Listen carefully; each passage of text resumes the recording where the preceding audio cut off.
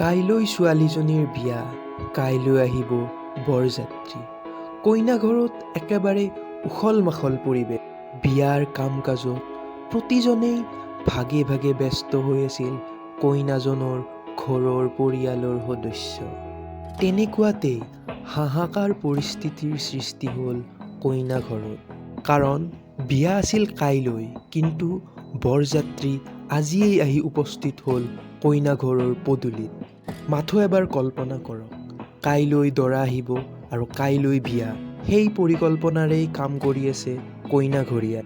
আৰু যেতিয়াই আজিয়েই দৰা ঘৰে গুচি আহিল কইনা ঘৰলৈ, তেতিয়াই এক হাহাকাৰ পৰিস্থিতিৰ সৃষ্টি হ'ল কইনা ঘৰত। বৰযাত্ৰী আহি যেতিয়া কইনা ঘৰৰ পদূলিমুখত উপস্থিত হ'ল, তেতিয়াই কইনা ঘৰৰ সকলোৱে গেটৰ সন্মুখলৈ দৌৰি গ'ল। কইনা ঘৰৰ মানুহে ক'লে, আৰে আপোনালোকে আজি কিয় আহিল? বিয়া দেখোন কাইলৈহে আছে। তেতিয়া দৰা ঘৰে ক'লে, আৰে বিয়া দেখোন আজিহে। কইনা ঘৰৰ কোনো কথাই দৰা ঘৰৰ এজন সদস্যৰো শুনিব নিবিচাৰিলে। তেওঁলোকৰ মতে আজিয়েই বিয়া। দৰা ঘৰৰ স্পষ্ট কথা যে কইনা নিনিয়ালৈকে আমি উভতি নাযাওঁ। যদি বিয়াখন হ'ব লাগে তেনেহ'লে আজিয়েই হ'ব। তেতিয়া কইনা ঘৰৰ মানুহে ক'লে, আৰে বিয়া কাইলৈহে আছিল, গতিকে আমি সকলো বিয়া সমস্ত যা যোগাৰ কাইলৈৰ বাবেহে কৰিছোঁ। আমি এই মুহূৰ্তত ইমান সোনকালে কেনেকৈ 100-150 মানুহৰ আপ্যায়নৰ ব্যৱস্থা কৰোঁ? কিন্তু দৰা ঘৰে নিজৰ কথাত আকৰগোজ। কইনা ঘৰৰ কোনো কথাই শুনিব নিবিচাৰে।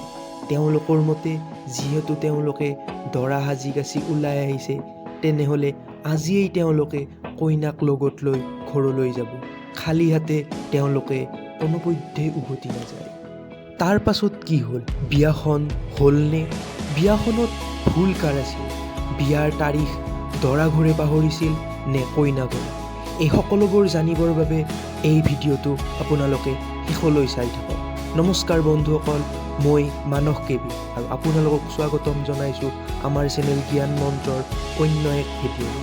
যদি এতিয়ালৈ আপোনালোকে আমাৰ চেনেল জ্ঞান মন্ত্ৰ ছাবস্ক্ৰাইব কৰা নাই, তেনেহ'লে ছাবস্ক্ৰাইব কৰি থওক। তেন্তে বলক আমি ভিডিঅ'টিৰ মাজলৈ পুনৰ আগবাঢ়ি যাওঁ। এই সম্পূৰ্ণ কাহিনীটো হৈছে অৰ্ণৱ আৰু মিনতী নামৰ যুৱক যুৱতী দুগৰাকী। অৰ্ণৱ আৰু মিনতীৰ বিবাহ ঠিক হৈছিল 22 নৱেম্বৰ তাৰিখে। অৰ্থাৎ 22 নৱেম্বৰৰ দিনাখন অৰ্ণৱে দৰা সাজি মিনতীহঁতৰ ঘৰলৈ আহিব আৰু মিনতীক কইনা হিচাপে গ্ৰহণ কৰি লৈ তেখেতক ঘৰলৈ লৈ যাব। কিন্তু 21 নৱেম্বৰ অৰ্থাৎ বিয়াৰ আগদিনাখন অৰ্ণৱহঁতে সমস্ত পৰিয়ালৰ সৈতে কইনা নিবলৈ মিনতীহঁতৰ ঘৰ অভিমুখী আগবাঢ়িল। মিনতীহঁতৰ ঘৰ পাবলৈ কিছু দূৰ থাকোঁতেই এখন বজাৰ পায় আৰু সেই বজাৰখনত অৰ্ণৱহঁত আহি তেওঁলোকৰ গাড়ীখন ৰখালে। অৰ্ণৱহঁতে ভাবিলে যে তেওঁলোকৰ লগত অহা বাকী মানুহখিনি যিহেতু পিছ পৰি আছে, গতিকে অলপ সময় তেওঁলোকৰ কাৰণে ৰখি গোটেইখিনিয়ে একলগ হৈ মিনতীহঁতৰ পদূলিৰ ফালে আগবাঢ়ক। ঠিক সেই সময়তেই বজাৰলৈ কিবা কিবি সামগ্ৰী ক্ৰয় কৰিবলৈ গৈছিল কইনা মিনতীৰ ভায়েক ৰাহুল।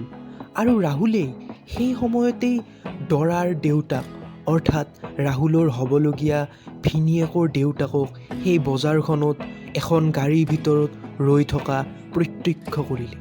আৰু ৰাহুলে দেউতাকক দেখি আচৰিত হ'ল। দৰাৰ দেউতাকেও সেই সময়ত ৰাহুলক দেখা পালে। ৰাহুলৰ মাথাই তেতিয়াই আৰু বেছি কাম নকৰা হ'ল, যেতিয়াই সি দেখা পালে যে এখন ফুলেৰে সজ্জিত গাড়ীত বহি আছে তেওঁৰ হ'বলগীয়া ভিনীয়েক অৰ্ণৱ। অলপো পলম নকৰি ৰাহুলে ঘৰলৈ দৌৰ মাৰিলে আৰু সি ঘৰৰ পদূলিৰ পৰাই সকলোকে চিঞৰি চিঞৰি মাতিলে আৰু ক'লে, আমি মিনতীৰ বাবে যিটো ল'ৰাক ঠিক কৰিছিলোঁ, সেইটোৱে দেখোন বেলেগ কোনোবাকে বোৱাৰী কৰি আদৰিবলৈ আজি গৈ আছে। বেচেৰা ৰাহুলে কেনেকৈনো জানে যে কইনা নিবলৈ অৰ্ণৱহঁতে বিয়াৰ এদিন আগতেই তেওঁলোকৰ ঘৰলৈ আহি আছে। লগে লগে ঘৰখনত এক হাহাকাৰ পৰিস্থিতিৰ সৃষ্টি হ'ল। যেতিয়া হোৱা দোৱা লাগিল, তেতিয়া ওচৰৰ মানুহো তেওঁলোকৰ ঘৰত গোট খাবলৈ ধৰিলে। মাতি অনা হ'ল গাঁৱৰ মুখিয়ালজনক, আৰু গাঁৱৰ মুখিয়ালজনক মাতি আনি কইনাৰ দেউতাকে সমস্ত কথা বিৱৰি ক'লে। তেতিয়া কইনা ঘৰৰ কিছুমান মানুহ বজাৰৰ ফালে আগবাঢ়ি গ'ল। তেতিয়াও দৰা গাড়ীতেই বহি আছিল। 20-25জনমান মানুহে যেতিয়া দৰাৰ গাড়ীখন ঘেৰাও কৰি ধৰিলে, দৰাজনে তাৰে কেইবাজনো লোকক চিনি পালে। তেতিয়া অৰ্ণৱে ক'লে, আৰে আপোনালোক ইমানজন মানুহে মোৰ গাড়ীখন কিয় এনেকৈ আগুৰি ধৰিছে? তেতিয়া দৰাক কইনাৰ ভায়েক ৰাহুলে ক'লে, আপুনি দৰা সাজি কাচি আজি ক'লৈ যায় আৰু কাক বিয়া পাতিবলৈ যায়? তেতিয়া দৰাই ক'লে, আৰে মইনো ক'লৈকে যাম আৰু কাক বিয়া পাতিম? মই দেখোন তোমালোকৰ ঘৰলৈহে আহিছোঁ। তেতিয়া কইনাৰ ভায়েকে ক'লে, আৰে আপুনি কি কথা কৈ আছে? বিয়া দেখোন কাইলৈহে, আপুনি আজি কিয় আহিল? তেতিয়া দৰাই ক'লে, নহয় বিয়া আজিহে। তেতিয়া কইনাৰ ভায়েকে ক'লে, আমি বিয়াৰ তাৰিখ কৰোঁতে পণ্ডিতজীয়ে যে এখন কাগজ দিছিল বিয়াৰ তাৰিখটো লিখি, সেই কাগজখন আপোনাৰ লগত আছেনে? তেতিয়া দৰাই ক'লে, সেই কাগজখন বৰ্তমান মোৰ লগত নাই নহয়। কিন্তু কইনাৰ ভায়েকে পণ্ডিতজীয়ে দিয়া সেই কাগজখন নিজৰ মানিবেগত ভৰাই ৰাখিছিল। সি মানিবেগৰ পৰা কাগজৰ টুকুৰাটো উলিয়াই দেখুৱালে আৰু ক'লে, চাওক ইয়াত লিখা আছে 22 ছেপ্টেম্বৰহে বিয়াৰ ডেট, চাওক ইয়াত লিখা আছে 22 নৱেম্বৰে বিয়াৰ ডেট, আৰু আজি হৈছে 21 নৱেম্বৰ। এই ঘটনাটো আছিল 2005 চন, আৰু সেই সময়ত মানুহে বিয়াৰ কাৰ্ড তেনেকৈ নচপাইছিল। ঘৰলৈ গৈ হাতযোৰ কৰিয়েই অতিথিক নিমন্ত্ৰণ দিয়াটো আছিল সেই সময়ৰ এক পৰম্পৰা। কিন্তু দৰাঘৰে বিয়াৰ তাৰিখ পাহৰি বিয়াৰ আগদিনাই ধুমধামেৰে সপৰিবাৰে কইনা নিবলৈ বিয়াৰ আগদিনা কইনা ঘৰত উপস্থিত হৈছিল। এতিয়া যিহেতু দৰাঘৰে ভুল কৰি ঘৰৰ পৰা ওলাই আহিলেই, তেতিয়া কইনা ঘৰৰ ওচৰত তেখেতসকলে অনুৰোধ জনালে যে আমাৰ যি ভুল হ'ল হৈ গ'ল, আমি যিহেতু ইমান মানুহৰ সৈতে কইনা নিবলৈ ওলাই আহিছোঁ, তেনেহ'লে আমি আজিয়েই কইনা লৈ যাম, আৰু আপোনালোকে যেনেকৈয়ে পাৰে তেনেকৈয়ে আমাক আদৰি ৰভাগললৈ লৈ ব'লক, আৰু বিয়াখন আজিয়েই সম্পন্ন কৰাৰ এটা আমাক সুযোগ দিয়ক। যেতিয়া তেনেকুৱা এটা পৰিস্থিতি হ'ল, লাহে লাহে সেই ঠাইত মানুহ অধিক গোট খাবলৈ আৰম্ভ কৰিলে। সকলোৱে পৰিস্থিতিটো কি হৈছে তাৰ উমান ল'বলৈ আশে পাশে গোট খাবলৈ ধৰিলে, আৰু বহুতেই দৰাটোনো কেনেকুৱা তাক চাবলৈ তাত ভিৰ লগালে, আৰু লগে লগে তাত এক অভাৱনীয় পৰিস্থিতিৰ সৃষ্টি হৈ গ'ল। তেতিয়া কইনাৰ ভায়েক ৰাহুলে ক'লে, আৰে আমাৰ হাতততো কোনো যাদু নাই, আমি ইমান কম সময়ত কেনেকৈ 100-150 মানুহৰ বাবে আপ্যায়নৰ ব্যৱস্থা কৰোঁ? আপোনালোক 10-15 জন আহিলেও বেলেগ কথা আছিল, আপোনালোক 100-150 মানুহ একেলগে আহিছে, তাতে আকৌ আপোনালোক বৰযাত্ৰী, ইমান সহজতে আপোনালোক বৰযাত্ৰীসকলক আমি কেনেকৈ আপ্যায়ন কৰিম? দৰাৰ দেউতাকে সকলোকে ক'লে, বিয়াখন আজিয়েই পাতক, কাৰণ আমি বৰযাত্ৰী হৈ কইনা নিবলৈ আহিলোই যেতিয়া, সোধামুখে কেনেকৈনো ঘৰলৈ উভতি যাওঁ? দৰাৰ দেউতাকে ক'লে, আমি দৰাঘৰীয়া, আৰু আমি যিহেতু বৰযাত্ৰীলৈ ওলাই আহিলোঁ, আপোনালোক কইনাঘৰীয়াই আমাৰ কথা মনাটো উচিত। এইবোৰ কথা শুনাৰ পাছত কইনাৰ দেউতাকে তলমূৰ কৰিলে, তেওঁৰ কথা কোৱাৰ শক্তি হেৰাই গ'ল। তথাপিও কইনা ঘৰৰ মানুহে পুনৰ ক'লে, ইমান কম সময়তে আমি আপোনালোকৰ বাবে এই ব্যৱস্থাবোৰ কেনেকৈনো কৰি দিম? কিন্তু দৰা ঘৰৰ মানুহে জেদ কৰিবলৈ ধৰিলে, তেওঁলোক নিজৰ কথাত আকৰগোজ, কোনো কাৰণতেই তেওঁলোকে মানি নলয়। দৰা ঘৰৰ মতে বিয়াখন যেনে তেনে আজিয়েই হ'ব লাগিব। কইনা ঘৰৰ কোনো সমস্যাই তেওঁলোকে বুজিবলৈ চেষ্টা কৰা নাই, কাৰণ ঘৰৰ পৰা ওলাই আহিলেই যেতিয়া তেওঁলোকে যিকোনো উপায়ে কইনা লগত লৈ যাবই। উপায়হীন হৈ কইনাৰ দেউতাকে লগে লগে ৰান্ধনীলৈ ফোন কৰিলে আৰু ক'লে, 1-2 ঘণ্টাৰ ভিতৰত 100-150 মানুহৰ বাবে খাদ্যৰ যোগান কৰি দিব পাৰিব নেকি? লগে লগে ৰান্ধনীৰ পৰা উত্তৰ আহিল, মই কেনেকৈ যোগাৰ কৰি দিম? মোৰ হাতততো এনে কোনো যাদু নাই যে ইমান মানুহৰ বাবে খাদ্য ইমান কম সময়তে প্ৰস্তুত কৰি দিব পাৰোঁ। এই বুলি কৈ লগে লগেই ৰান্ধনীয়ে ফোনটো কাটি দিলে। কইনাৰ দেউতাক আৰু বেছি বিপদত পৰিল। দুই পক্ষৰ মাজত কথাৰ কটাকটি হ'ল। আৰু বজাৰত এক হুলস্থুলীয়া পৰিৱেশৰ সৃষ্টি হ'ল। তেনেকুৱাতে কইনাৰ যিজন ভায়েক আছিল ৰাহুলৰ এজন ঘনিষ্ঠ বন্ধু আছিল ৰাকেশ, আৰু ৰাহুলে উপায়হীন হৈ ৰাকেশলৈ ফোন লগালে।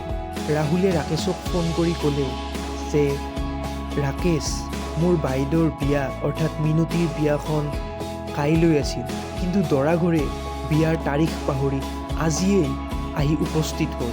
চাচোন আমি কিমান বেছি বিপদত পৰিছোঁ। ৰাহুলে ক'লে যে মই একোৱেই ধৰিব পৰা নাই, তয়েই কওঁচোন মই এতিয়া কি কৰোঁ। ইমান বুজাইছোঁ, দৰা ঘৰৰ মানুহে অলপো নুবুজে। তেওঁলোকৰ মতে বিয়াখন যদি হয় আজিয়েই হ'ব লাগিব, কাইলৈৰ কাৰণে তেওঁলোকে কোনোপধ্যেই নৰয়। তেতিয়া ৰাকেশে ৰাহুলক ক'লে, তই যেনে তেনে 1 ঘণ্টা সময় তেওঁলোকৰ লগত কথা পাতি তেওঁলোকক ৰাখি ৰাখ, মই তাত উপস্থিত হৈ কিবা এটা ব্যৱস্থা কৰি আছোঁ। ৰাহুলে ক'লে 1 মিনিটেই মোৰ বাবে 1 ঘণ্টাৰ সমান হৈছে, তই আৰু মোক 1 ঘণ্টা ৰখিবলৈ সময় দিয়। যেনে তেনে তই যিমান সোনকালে পাৰ ইয়ালৈ গুচি আহ, মই আৰু ৰ'ব নোৱাৰা হৈছোঁ। ৰাকেশে তেতিয়া ক'লে ঠিক আছে তেন্তে তই 10 মিনিট ৰখ, মই 10 মিনিটৰ ভিতৰত কিবা এটা কৰি আছোঁ। ৰাকেশে 10 মিনিটৰ ভিতৰতেই সেই স্থানত উপস্থিত হ'ল। ৰাকেশৰ যিকোনো কাম অতি সহজতে কৰি দিব পৰা এটা বিশেষ গুণ আছে। তেতিয়া ৰাকেশে গৈ বৰযাত্ৰীক ক'লে, আপোনালোকে কোনো ধৰণৰ চিন্তা কৰিব নালাগে, আপোনালোকক আমি থকা খোৱা সকলো ব্যৱস্থা কৰি দিম আৰু বিয়া আজিয়েই হ'ব। সকলোৱে তেতিয়া অবাক হৈ ৰাকেশৰ মুখৰ ফালে চাই ৰ'ল। সকলোৱে ভাবিলে কোনেও মানি লোৱা নাছিল, ই আকৌ হঠাতে আহি কি কৰি দিব। লগে লগে ৰাহুলে ৰাকেশক মাতি আনি ক'লে, আৰে তই এইবিলাক কি কৰিছ, কেনেকৈ সম্ভৱ হ'ব এইবোৰ। তেতিয়া ৰাকেশে ৰাহুলক ক'লে, তই কুল হৈ থাকচোন, তই এইবিলাক একোৱেই চিন্তা কৰিব নালাগে, মই যি কৰিব লগা আছে সকলো কৰি আছোঁ। এওঁলোকক থকাৰ ব্যৱস্থা মই বজাৰৰ সিমূৰে থকা হোটেলত কৰি দিছোঁ, এওঁলোকে তাতেই আহাৰ গ্ৰহণ কৰিব, তেওঁলোকে তাত কিছু সময় ৰেষ্ট কৰিব আৰু তাতেই গৈ আমি তেওঁলোকৰ সৈতে আলোচনা কৰিম যে এতিয়া কি কৰিলে ভাল হ'ব।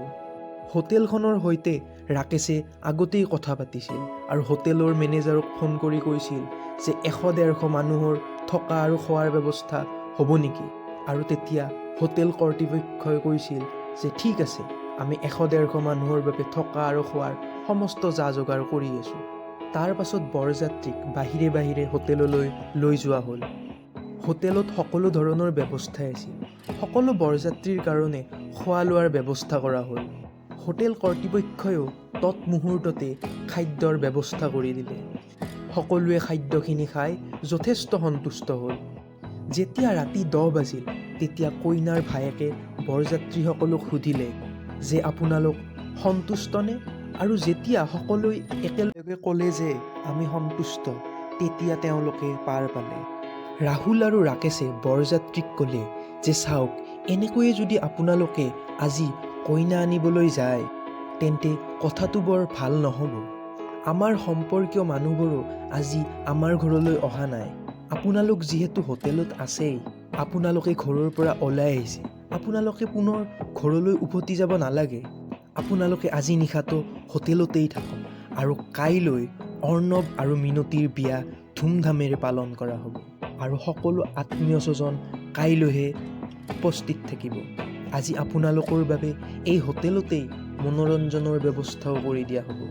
এই বুলি যেতিয়া কইনাৰ ভায়েকৰ বন্ধু ৰাকেশে বৰযাত্ৰীসকলক আশ্বাস দিলে, তেওঁলোকেও ৰাকেশৰ কথাত মান্তি হ'ল। তেতিয়া বৰযাত্ৰীসকলে ক'লে ঠিক আছে, আমি এই হোটেলতেই আজি নিশাটো পাৰ কৰি দিম, যিহেতু আমি সকলো সুবিধাই হোটেলতেই পাইছোঁ, কাইলৈ তেনেহ'লে অৰ্ণৱ আৰু মিনতিৰ বিয়াখন অনুষ্ঠিত হ'ব। তেনেদৰে মনোৰঞ্জনৰ ব্যৱস্থা কৰি দিয়া হ'ল বৰযাত্ৰীসকলৰ বাবে। তাৰ পাছত অতিথিসকলৰ পৰা বিদায় লৈ ৰাহুল আৰু ৰাকেশ ঘৰলৈ উভতি আহিল। ঘৰত বিয়াৰ প্ৰস্তুতিৰ বুজ ল'লে দুয়োয়ে। তাৰ কিছু সময় পিছত তেওঁলোকে ভাবিলে যে এবাৰ হোটেলত গৈ বৰযাত্ৰীসকলৰ খবৰ লৈ অহাটো ভাল হ'ব, আৰু ঠিক সেইদৰেই তেওঁলোকে বৰযাত্ৰীসকলৰ খবৰ ল'বলৈ হোটেলত গৈ উপস্থিত হ'ল। হোটেললৈ গৈ তেওঁলোকে হোটেলৰ মেনেজাৰজনক লগ কৰিলে। তেতিয়া হোটেলৰ মেনেজাৰজনে ৰাহুল আৰু ৰাকেশক যি কথা ক'লে সেই কথা শুনি তেওঁলোক দুয়ো হতবাক হৈ পৰিল। হোটেলৰ মেনেজাৰে কইনাৰ ভায়েক ৰাহুলক ক'লে যে ৰাহুল, কেনেকুৱা এখন ঘৰলৈ তুমি তোমাৰ ভগ্নীক বিয়া দিবলৈ ওলাইছা। দৰাৰ লগত অহা মানুহবোৰ ইমান বেছি অভদ্ৰ আৰু ইমান বেছি মদাহী। মদ খাই মদৰ ৰাগীত কোনে কি কৰিছে তেওঁলোকে ক'বই নোৱাৰে। গীত গাবলৈ আৰু নাচিবলৈ মাতি অনা যুৱতীসকলক তেওঁলোকে মদ খাই দুৰ্ব্যৱহাৰ কৰিছে, অসভ্যালি কৰিছে। বেলেগ হ'লেতো মই পুলিচত খবৰ দিলোঁ হয়, কিন্তু তোমালোকৰ সন্মানৰ স্বাৰ্থত মই মনে মনে আছোঁ। গোটেই ৰাতি হোটেলত এওঁলোকে বৰ বেয়াকৈ উৎপাত কৰিছে। হোটেলৰ মেনেজাৰে যেতিয়া সমস্ত কথাবোৰ বিৱৰি ক'লে, তেতিয়া ৰাহুল আৰু ৰাকেশ দুয়োয়ে খুব লাজ পালে আৰু ৰাহুলে মূৰ তলমূৰ কৰি কেৱল কথাখিনি শুনি থাকিল। তেতিয়া ৰাকেশে সুধিলে মেনেজাৰজনক যে এটা কথা কওকচোন, হোটেলৰ সম্পূৰ্ণ বিল কিমান হ'ল? তেতিয়া মেনেজাৰে ক'লে, বিলৰ কাৰণে কি চিন্তা কৰিছা, তোমাৰ নিজৰে হোটেল বুলি ধৰা, গতিকে বিলৰ কথা তুমি ভাবিব নালাগে। কিন্তু দৰা ঘৰৰ লগত অহা মানুহবোৰ যে ভাল নহয়, সেই কথাহে মই তোমালোকক জনাই দিছোঁ। দৰাৰে পৰা আৰম্ভ কৰি যেতিয়া গোটেই বৰযাত্ৰীবোৰে ৰাতি সুৰাৰ ৰাগীত মাতাল হৈ অসভ্য আচৰণ কৰিলে আৰু অসভ্যালি কৰিলে, এই কথাটো গোটেই অঞ্চলত বিয়পি পৰিল। এই কথাটো যেতিয়া গৈ কইনা মিনতীৰ কাণত পৰিল, তেতিয়া মিনতীয়ে হুক হুকাই কান্দিবলৈ ধৰিলে। কাৰণ আগদিনাৰ পৰাই দেউতাকৰ অৱস্থাও কাহিল। তাইৰ কাৰণেই ঘৰৰ মানুহে অশান্তি ভোগ কৰিবলগীয়া হোৱা বুলি ভাবি তাই হুক হুকাই কান্দিবলৈ ধৰিলে। তাইৰ কাষলৈ তেতিয়া কইনাৰ ভায়েকৰ বন্ধু ৰাকেশ ওচৰলৈ গ'ল আৰু সুধিলে, আপুনি কিয় কান্দিবলৈ ধৰিছে? তাই ক'লে যে মোৰ কাৰণেই আমাৰ ঘৰৰ সকলো মানুহে অশেষ কষ্ট আৰু দুখ সহ্য কৰিবলগীয়া হ'ল, সেইবাবে মোৰ বহুত দুখ লাগিছে। আচলতে এই বিয়াখনৰ বাবে মোৰ একেবাৰেই সন্মতি নাছিল। মা আৰু দেউতাই দুখ পাব বুলি ভাবিহে মই এই বিয়াখনত সন্মতি দিছিলোঁ আৰু তাৰ পৰিণাম এতিয়া মই ভোগ কৰি আছোঁ। তেতিয়া ৰাকেশে সুধিলে, সঁচাকৈয়ে আপোনাৰ এই বিয়াখনত বহাৰ মন নাই নেকি? তেতিয়া মিনতীয়ে ক'লে, অন্তৰৰ পৰাই কৈছোঁ যে এই বিয়াখনত বহাৰ ইচ্ছা মোৰ অকণো নাই। তেতিয়া ৰাকেশে ক'লে যে আপুনি চিন্তা কৰিব নালাগে, আপুনি আৰু কেতিয়াও এই বিয়াখনত বহিব নালাগে, মই নিজেই ইয়াৰ ব্যৱস্থা কিবা এটা কৰি আছোঁ। তেতিয়া মিনতীয়ে ক'লে, প্লিজ এই কথাটো আৰু তুমি দেউতাক নক'বা, কাৰণ দেউতা কালিৰ পৰাই বহুত মানসিকভাৱে ভাগি পৰিছে আৰু এতিয়া যদি মই দেউতাক বিয়াত বহিবলৈ মন নাই বুলি কওঁ, তেনেহ'লে দেউতা আৰু ভাগি পৰিব। তেতিয়া ৰাকেশে হোটেলৰ মেনেজাৰজনক ফোন কৰি ইয়ালৈ মাতি আনিলে। হোটেলৰ মেনেজাৰজন আকৌ ৰাকেশৰ সম্পৰ্কীয় ভাতৃ। হোটেলৰ মেনেজাৰজনক মাতি আনিলে ৰাকেশে আৰু হোটেলৰ মেনেজাৰৰ নাম আছিল আকাশ। আকাশক ৰাকেশে সুধিলে, মোক এটা কথা কচোন, তইতো এজনী ভাল ছোৱালী বিচাৰি আছিলি আৰু তোৰ কাৰণে যদি মই এজনী ভাল ছোৱালী চাই দিওঁ, তোৰ কিবা তাত আপত্তি আছে নেকি? আকাশে তেতিয়া ক'লে যে মোৰ অলপো আপত্তি নাই। ৰাকেশে তেতিয়া ক'লে, কচোন, মই যদি কওঁ মিনতী বাক তই বিয়া পাতিবিনে? তেতিয়া আকাশে ক'লে, আৰে তই এইবোৰ কি কৈছ? মিনতীৰ দৰে এজন শিক্ষিত অমায়িক ছোৱালী পালে মইতো নিজকে বহুত ভাগ্যশালী বুলি ভাবিম। মিনতীক তেতিয়া ৰাকেশে সুধিলে, আপোনাৰ এখেতৰ লগত বিয়াত বহাত কিবা আপত্তি আছে নেকি? মিনতীয়ে ক'লে, মোৰ অলপো আপত্তি নাই, কিন্তু এই মদাহীকেইটাৰ লগত মই কোনোপধ্যেই বিয়াত নবহোঁ। লগে লগে ৰাকেশে কইনাৰ ভায়েক ৰাহুলক মাতি আনিল আৰু ৰাহুলক ক'লে যে চা, তহঁতে যিটো পৰিয়ালৰ লগত মিনতী বাৰ বিয়া ঠিক কৰিছিলি, সেই পৰিয়ালটো কেনেকুৱা তই নিজেই দেখিছ। সেই পৰিয়ালটোলৈ বিয়া হ'লে মিনতী বাৰ বহুত দুখ হ'ব। আকাশে কবিতা বাক বিয়া পাতিব খুজিছে আৰু কবিতা বাৰো আকাশে মিনতী বাক বিয়া পাতিব খুজিছে। তইতো জানই আকাশ এজন কিমান ভদ্ৰ আৰু নম্ৰ ল'ৰা আৰু ই হোটেলত মেনেজাৰ হিচাপে কাম কৰি আছে আৰু মিনতী বাৰো এই বিয়াখনত বহাত কোনো আপত্তি নাই। এই কথাটো শুনাৰ লগে লগে ৰাহুলৰ চকুলো বৈ আহিল আৰু ৰাহুলে ৰাকেশক ক'লে, তই মোক কিমান সহায় কৰ, তোৰ এই সহায়ৰ ঋণ মই কেতিয়াও পৰিশোধ কৰিব নোৱাৰিম। লগে লগে মিনতীৰ দেউতাককো এই কথাটো জনোৱা গ'ল। দেউতাহঁতৰো ইয়াত অলপো আপত্তি নাছিল। তেতিয়া ৰাহুলে বিকাশক সুধিলে, এতিয়া বৰযাত্ৰীসকলক কি কোৱা যায়? তেতিয়া ৰাকেশে এটা মিচিকিয়া হাঁহি মাৰি ক'লে যে সেইটো তই মোৰ ওপৰত এৰি দে। পুনৰ তেওঁলোক হোটেললৈ গ'ল। হোটেলত এতিয়াও মাতাল হৈ আছিল দৰাসহ সমগ্ৰ বৰযাত্ৰী। হোটেললৈ গৈ ৰাকেশে বৰযাত্ৰীক ক'লে, আপোনালোকে গোটেই ৰাতিটোত ইমান অসভ্যালি কৰিলে, এতিয়া আমি আহিছোঁ, কেনেকৈ আপোনালোকৰ নিচা ফলা যায়। যেতিয়াই ৰাকেশে এই কথাটো গৈ তাত ক'লে, তেতিয়াই জাঙুৰ খাই উঠিল দৰাৰ সম্পৰ্কীয় এজন ভিনীহিয়েক। লগে লগে ৰাকেশে এটা প্ৰচণ্ড চৰ সোধালে দৰাৰ সেই ভিনীহিয়েকজনক আৰু ইয়াৰ লগে লগেই এক হুলস্থুলীয়া পৰিৱেশৰ সৃষ্টি হ'ল। ৰাকেশে আৰক্ষীক খবৰ দিলে আৰু আৰক্ষী আহি সেই স্থানত উপস্থিত হ'ল। তেতিয়াই ৰাহুল আৰু ৰাকেশহঁতে আৰক্ষীক সমস্ত কথা বিৱৰি ক'লে। লগতে ক'লে যে কইনাই পোনছাতেই এই বিয়াখনত বহিবলৈ নিজৰ অমান্তি প্ৰকাশ কৰিছে। এনেকুৱা মদাহী দৰা আৰু মদাহী পৰিয়াললৈ কইনাই নাযাওঁ বুলি পোনছাতেই স্পষ্ট কৰিছে।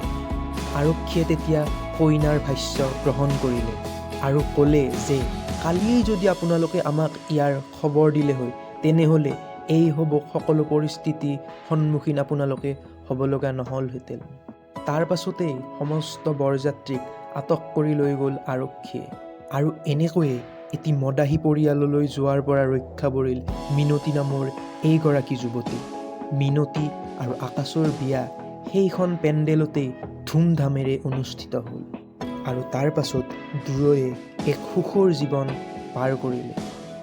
এই ভিডিঅ'টি সন্দৰ্ভত আপোনালোকৰ ক'বলগীয়া আপোনালোকৰ মতামত আমাক কমেণ্ট বক্সত জনাওক আৰু আপোনালোকে কোন ঠাইৰ পৰা আমাৰ ভিডিঅ'টো চাই আছে সেই কথাও ক'বলৈ নাপাহৰিব। লগতে ভিডিঅ'টি যদি চাই ভাল পালে তেনেহ'লে লাইক এটি কৰিব আৰু আমাৰ চেনেল জ্ঞান মন্ত্ৰ যদি আপোনালোকে এতিয়াও ছাবস্ক্ৰাইব